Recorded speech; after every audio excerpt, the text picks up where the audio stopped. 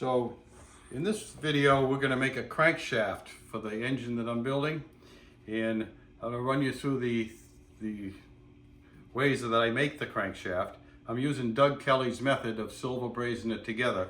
This crankshaft has counterweights, so I'm starting out with a big slug, and this will become the web of the crankshaft and the counterweights.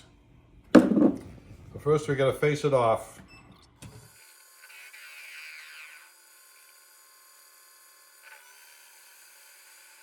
Now I'm going to flip it around and face the other side and get it to dimension.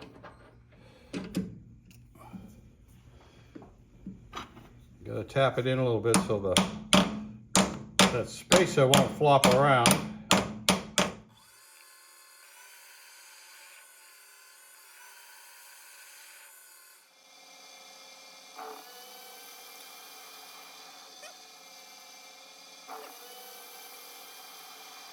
So I've faced both sides of these, and on this side I left a little boss because I noticed on the print that it shows a little boss there on the finished crankshaft, and that rubs against the bearing.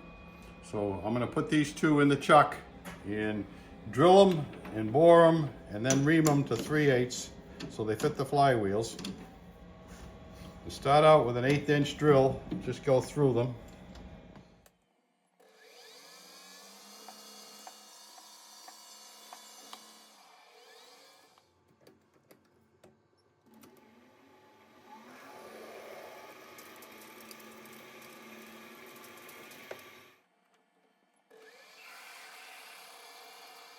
Bore it, and then we'll ream it.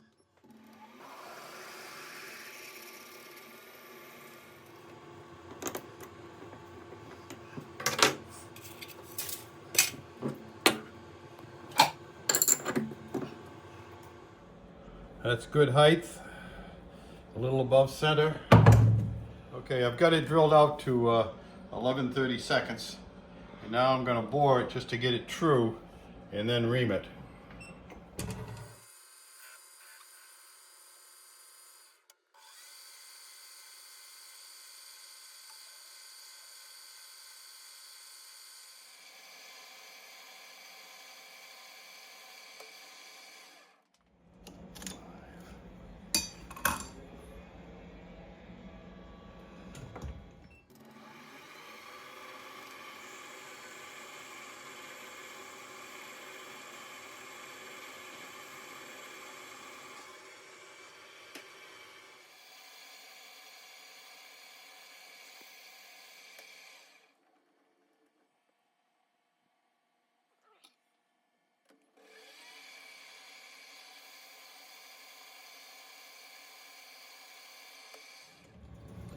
I usually bore things out so that I only have less than 5 thousandths to take off with the reamer. That sort of saves the reamer a little bit. So that's almost the size.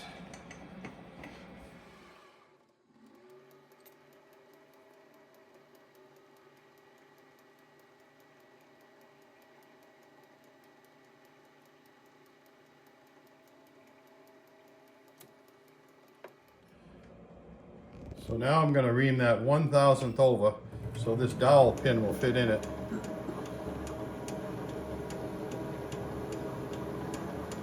I just ran a 3/8 to it, so I'm only taking 1/1000th of an inch off there. You can see it didn't do much, but hopefully this will fit now. I'm just going to put a mark on here so I know exactly how they were aligned. It probably doesn't matter, but I'm going to do it anyway. Because I got to drill another hole, which is the pin hole. So this is the crankshaft, and that's the pin for the crank pin. And when I keep these aligned, it'll be in exactly the same position. It should clamp nice in the vise that way. Okay, what I'm going to do now is put this in the milling machine and center it on this hole, and then I'm going to drill the crank pin hole and ream it. So I got to get a 3/8 pin in there and center it.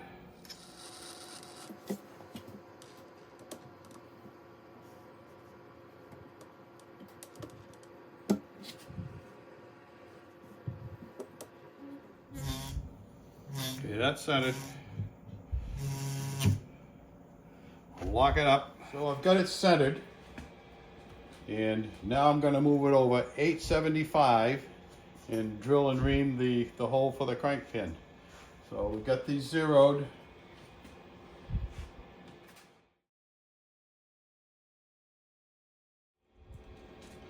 So I'm going to use a spotting drill.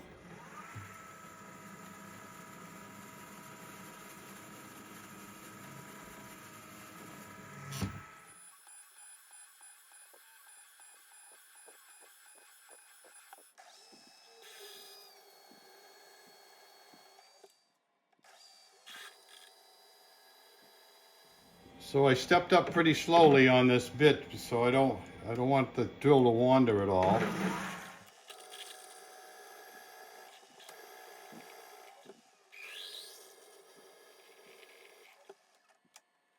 That's a U drill. That's the last drill before I run the reamer through.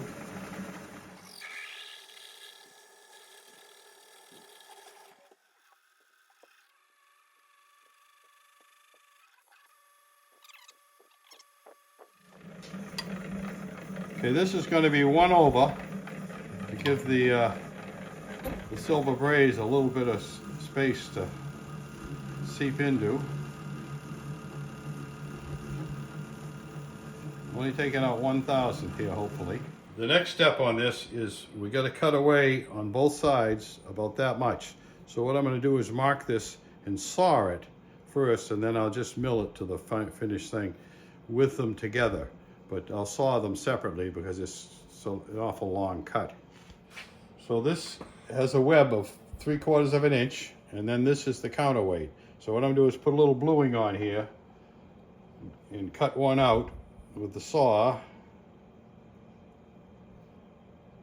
and then I can put the other one, put this on top of the other one and saw the other one out. So now what I'm going to do is mark for the web, and it's 3/4 of an inch wide. So, and these are 3/8, so that means it's 3/16 on either side. So I got to go up 187. I go up 187 from there, so there's 187 right there. That should be marked there. And I'll flip it over, mark the other side. If I did my math right, I've got 3/4 of an inch there. So now I need a line this way that's across, that's exact. Okay. So I'm going to use the same 2 pins to get it vertical and hold it against that. And the diameter of this, I think, is what? 2 1/4, so 1 1/8, 1/125, and it's a little strong, so I'll run it over. And I just put a line there and a line here. And that's what we're cutting out on both of them. So now I'm going to saw that off of there. Just to save milling all that, I'm just going to saw most of it off.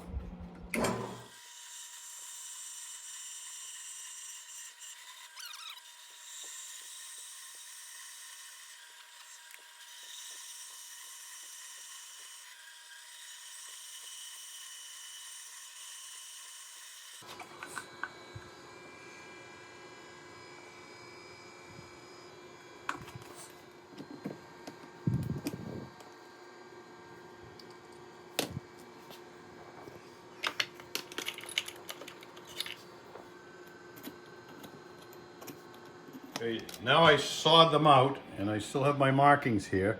So what I'm going to do is put this in the miller and mill them down to the lines. And it's not real fussy, so I can do that by eye and get it finished. In the mill, stand it up like that. Get it square. Lock it nice and tight.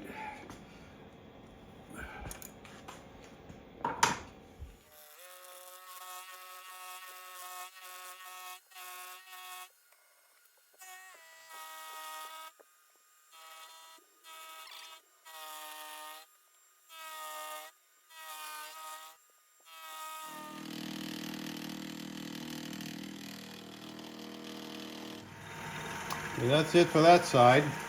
Now we'll do the other side.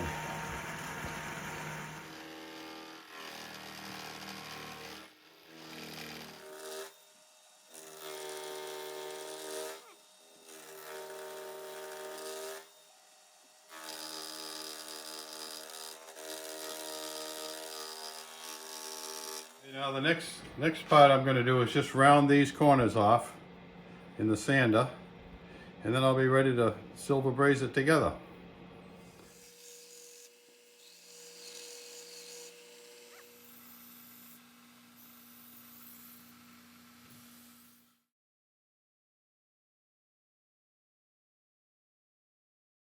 Okay. Today we're going to show you how I silver braze a crankshaft. It's just a sequence that you could use, and it saves a lot of cleaning. Most of you know how to silver braze, so we won't go too much into that, but it's the method I use so I don't have to clean off this afterwards, and I don't have to clean off this part for the bearings because I solder it from the inside. I'll show you that. And there's another way I've done it before, by drilling a hole in here and putting the silver braze in there and letting it work its way around. That works pretty good too, but then you end up with a hole there that you have to cover up. So what I'm going to do now is my usual method. I'm going to solder silver braze this first, and then I'm going to do the main shaft. So this crankshaft has 3 3/4 inches sticking out each end. So what I'm going to do is adjust it to where it's supposed to be. And what I've done is I have a spacer block for in between, so the spacing is exactly right. And then I have a special clamp here that I can put that on. And now I know the spacing will be exactly right. If you don't do that, things can move around on you. So that's, you can see the thing. And what I've done is I put it down here because I'm going to silver braze this part first, and I don't want it to braze that block in there. 3 3/4.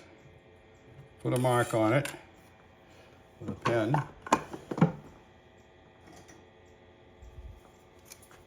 And then I'm going to put a couple of prick punch marks in the shaft so that it binds when I stick it in there.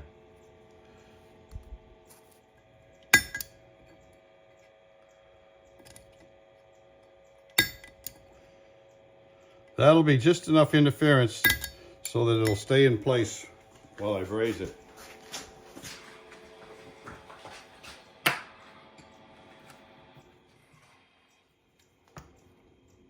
Now, I've got to get that block down so that it doesn't, so it's against the bottom shaft. The first thing I have to do is take everything apart, and I'm going to try to maintain the position so I don't have to figure it out again. And I'll put the flux on the inside of both holes. That one down. This one and that one. Then I'm going to put some flux on this.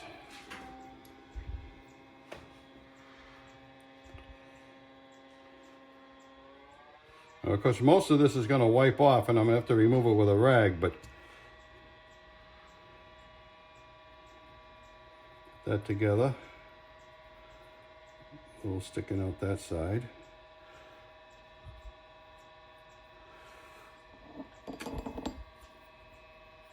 This one in here. Okay, so now I gotta get this long rod in here. And I've put flux on the inside, and when I shove this through there, it's going to take most of it off. But what I'm going to do is, just before I get it in all the way, I have to tap it.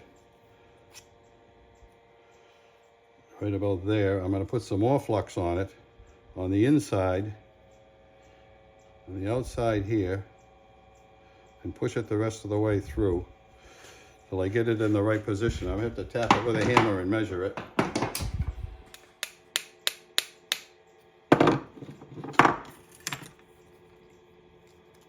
Okay, that's right. Now I'm going to put my block in there. Make sure I do it in the right direction. And pinch that together. You notice I've got the block down on the main shaft because I'm going to silver braze this first. Then I'm going to move the block the other way and I'm going to silver braze this part. Now the next thing I'm going to do is I'm going to remove all the flux that's on the inside of this journal because I don't want the silver braze to flow up into there. Instead of putting the rod to it when it's hot, I cut a little piece, maybe 3/16 of an inch long, and I put it right on the part. And that's probably almost enough to do the whole joint, but I'm going to put one on the other side. You don't want a whole lot of extra silver braze because all it'll do is run onto the journal and you don't want that. Okay, now we'll heat it up. Heat this part and the shaft at the same time.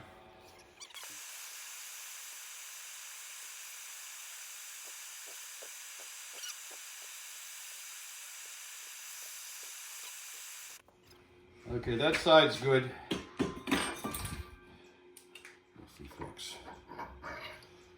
Turn that over. Do the other side. As you can see, the flux didn't get too melted there, so that should go good. 2 more pieces.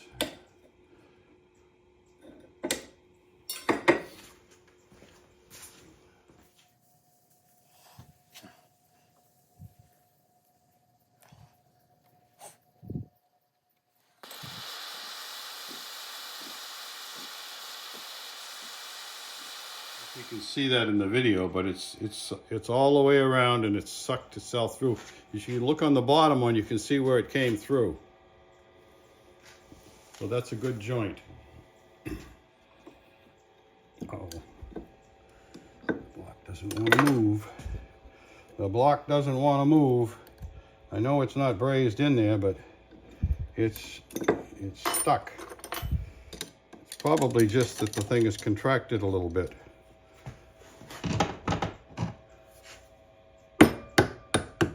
There it goes.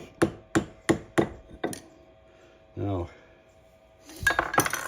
add just a little bit more flux on the inside here. It's already been fluxed once, so it should be all right. And then I'm going to heat it up from this side and apply the silver braze to the inside, if I can find my piece of silver on the floor. Okay. And for this, I have to put one torch down when I get it hot.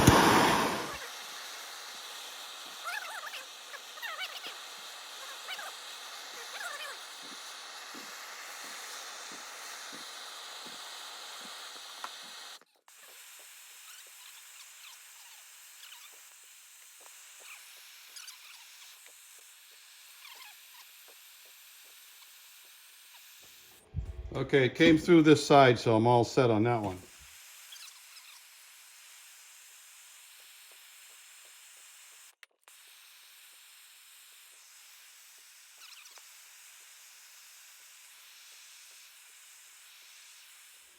Okay, there it is. As you can see, it's brazed all the way around on both sides. And this piece gets cut right out of here, so all that braze doesn't matter. And what I'm going to do is take it over in the lathe and clean it up a little bit. So as you can see, we've got a little bit of a run out on the far end, but that isn't bad, and usually I can fix it, and I'll show you how.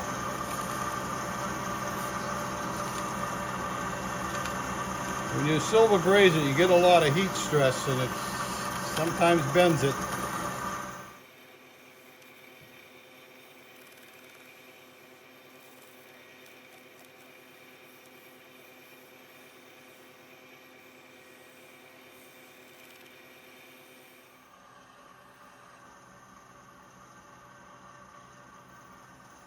Let's see if I can clean that up in the lathe. What I'm going to do is try to take this little nibble off here, off the end. I can mill it off, but sometimes I can take it off in the lathe just as easy.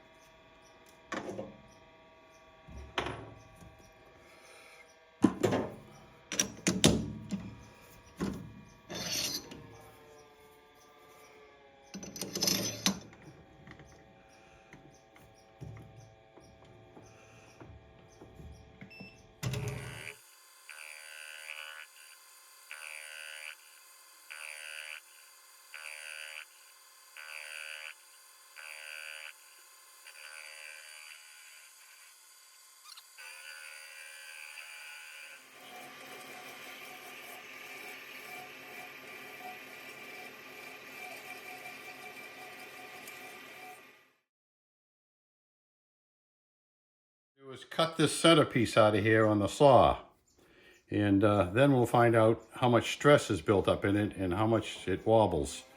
It usually wobbles a little, and you can straighten it out in the lathe.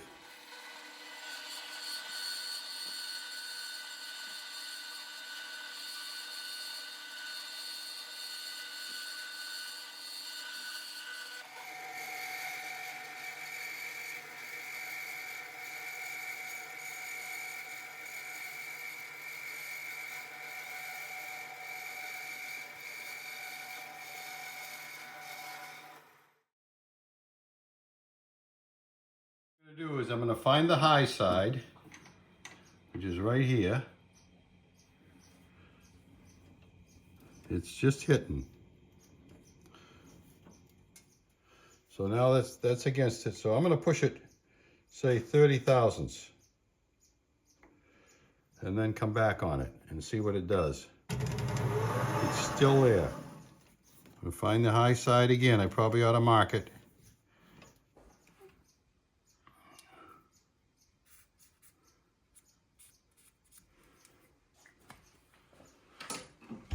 Because if I bend it too much one way, I won't know unless I mark it. So I'm going to go here. We're going to go 40 this time and see if it did anything. No. And I'm going to keep doing that. Sure the high side's still in the same place. Yep.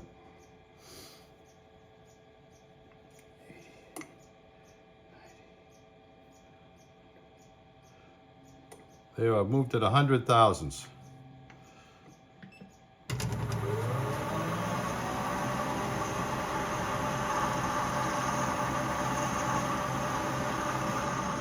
Well, let's just measure and see how much it is right now. What I'm doing is measuring to see how much it's off. Let's see. I can't put a 22 in there.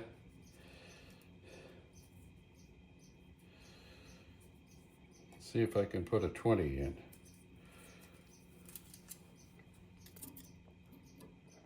Nope. It's even smaller than 20. So if it was 20, it would really only be 10 out, because it's half of that. Let's try 16. Yeah, 16 just fits. So if I go here, I've got 0. Let's see if anything will fit in there. That's the smallest one. Here's 2 thousandths. Nope, 2 won't go. So that's pretty tight.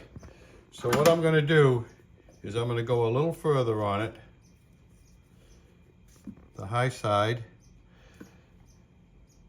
is up to 100.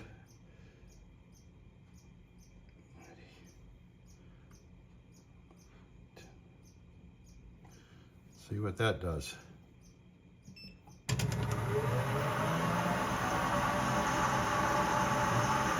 Still not enough.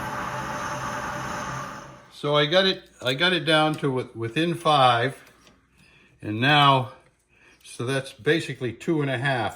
So that's about as close as I can get it right now. So I'm going to put it back in the engine, and we'll see how the flywheels look when it's turning. If it's not perfect, the flywheel seems to visibly wobble, I'll just put it back in here and do a little more on it.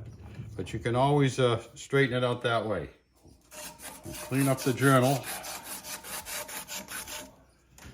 I gotta get some fine in here.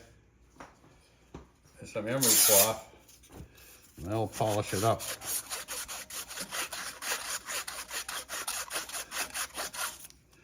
You can see if you get silver braze on the journal, it's very hard to get it off of there. If you get it down here, you can actually turn most of it off and then polish it. But when you get it on this, you have to sand it all off. And obviously it isn't going to stay perfectly round. So just remember, solder it from this side, and let the braze pull through, and don't use a whole lot. Put a couple of small pieces on there and let it suck in.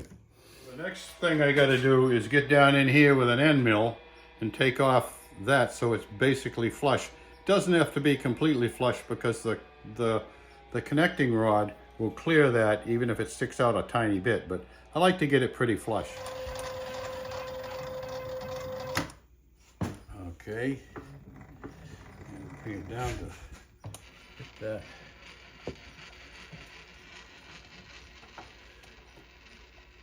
Far enough down, yep.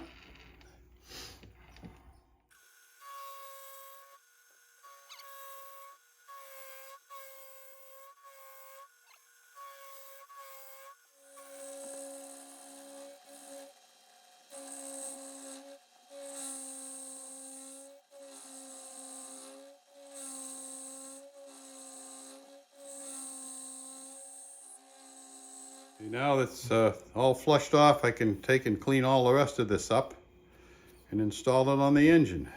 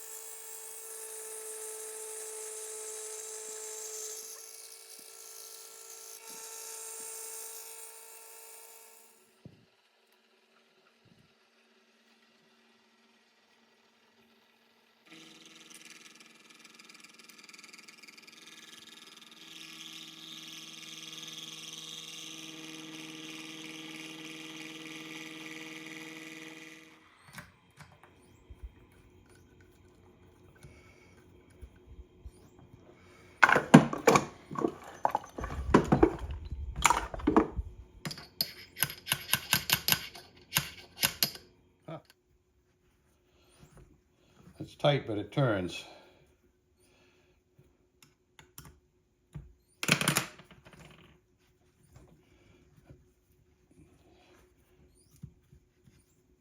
Needs to be reamed just a hair more, but that's good. Now I got to put it up on a block, and we'll put the two flywheels on it and see what happens. Put the key on it, put this on the engine, and see how it looks. Let's tighten it up and see if it runs true.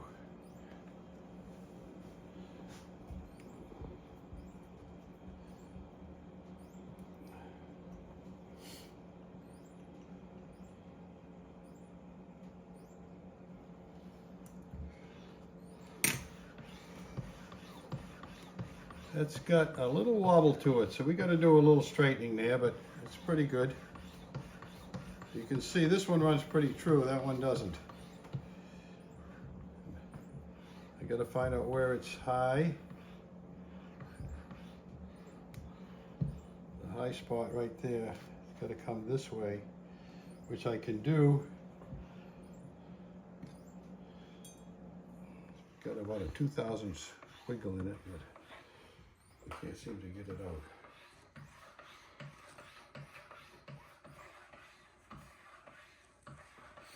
That's about as true as I can get them. I think this one still has about a 1 or 2/1000 wobble. It's pretty hard to see, but it's actually there.